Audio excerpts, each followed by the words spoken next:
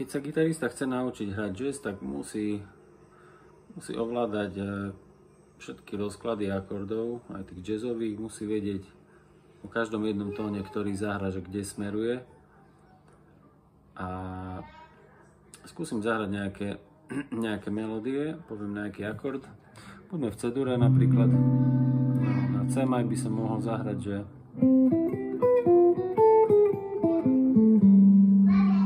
môžem to zahrať na C-maj, alebo aj na D-moll G7, lebo to sú tiež akordy z C-dur tóniny. No a je dobre si to aj zaspievať.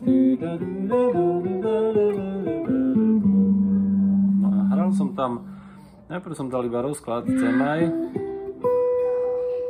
a potom som urobil na G-čko som urobil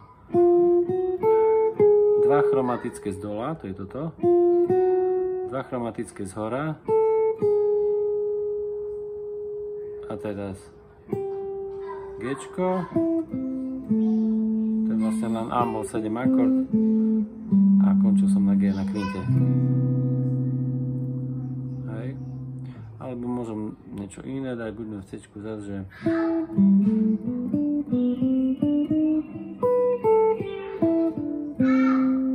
tiež si to môžem zaspievať.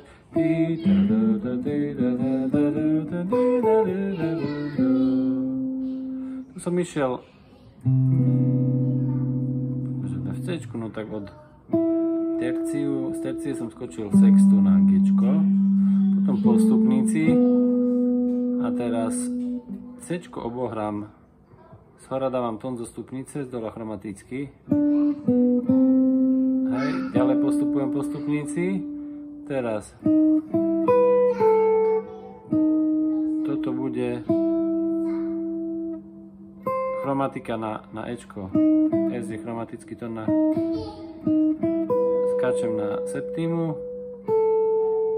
šestka, sexta, kvinta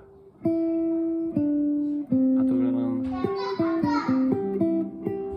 5, 3, 2, 1, kvinta, čistá tercia, sekunda veľká A. Čiže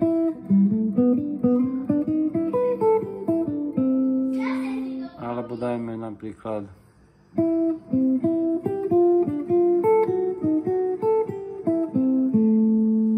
no tu som išiel, tiež si to môžem zaspievať.